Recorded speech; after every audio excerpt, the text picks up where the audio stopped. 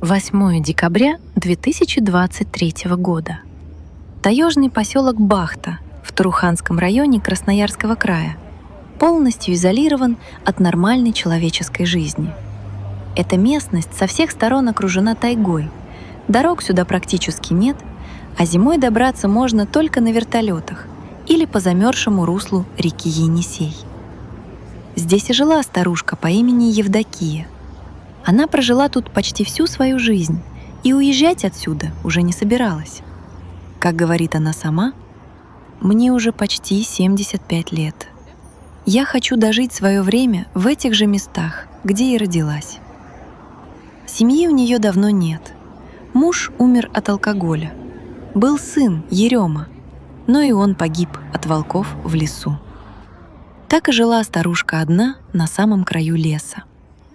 Зверей она не боялась, так как их появление тут привычное дело, особенно зимой, когда в лесу не хватает еды для хищников. Однажды вечером, уже сидя у печки и читая книгу, она услышала странный звук. «Ветер или какой-то хищник бродит», — неудивленно подумала она. Но тут резкий скрежет о входную дверь заставил Евдокию подойти к окну и посмотреть, кого в этот раз принесло. Выглянув в окно, она почувствовала, как сердце сжалось. На крыльце стоял огромный волк. Зверь не скалился и не рычал.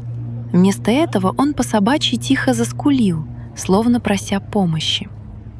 Посмотрев ему в глаза через стекло, старушка увидела там мольбу.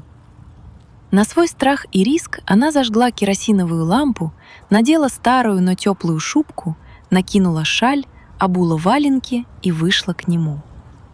Волк сразу же отбежал, будто зовя ее за собой. Старушка все поняла. Нужно следовать за ним. Дорога была тяжелой, снег по колено. Холод уже после получаса ходьбы пробирал тело до дрожи. Волк вел ее сквозь бурелом, пока они не добрались до старой, давно заброшенной каменной пещеры.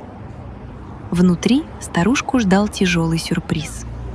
Она тут же недовольно закричала: «Кто же так с тобой?», когда увидела убитую волчицу с совсем маленькими волчатами. «Обычно они рождаются весной, а тут родила с виду месяц назад», — удивленно произнесла старушка. Волк подошел к своей убитой подруге, лизнул ее, а затем сел рядом и, не отрывая взгляда, смотрел на спасительницу. В этот момент Евдокия все поняла. Одинокий отец осознал страшную правду. Без материнского молока он никак не сможет выкормить и спасти малышей.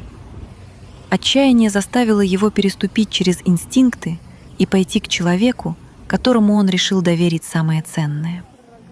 Старушка тяжело вздохнула, смахнула набежавшую слезу и сняла с плеч теплый пуховый платок. Она бережно завернула в него всех троих волчат и, прижимая их к груди, понесла в свою хижину. Волк шел позади, такой же неагрессивный и не злой, словно приглядывая за ней, чтобы никто не напал по дороге домой. Занеся домой волчат, старушка стала думать, как их выкормить. А вот волка Евдокия в дом не пустила. Она понимала, что дикому матерому зверю не место в человеческом жилье, иначе он потеряет сноровку. Волк не обижался и не уходил. Он устроил себе лёжку во дворе под навесом для дров.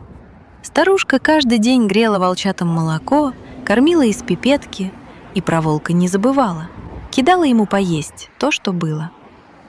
Со временем волчата стали крепнуть и уже не казались такими малышами. Им становилось тесно в 4 стенах избушки. И вот спустя еще недели-две старушка с грустью на сердце решается их отпустить. Все же это дикие животные, да и отец будет рядом с ними. Она отпустила их, и они убежали, как ни в чем не бывало. Но одним январским морозным днем все 4 вернулись. Волк-отец подошел к старушке и носом ткнулся в ее ладонь, словно благодаря. Волчата рядом тихо заскулили. Развернувшись, они бесшумными серыми тенями растворились в заснеженном лесу.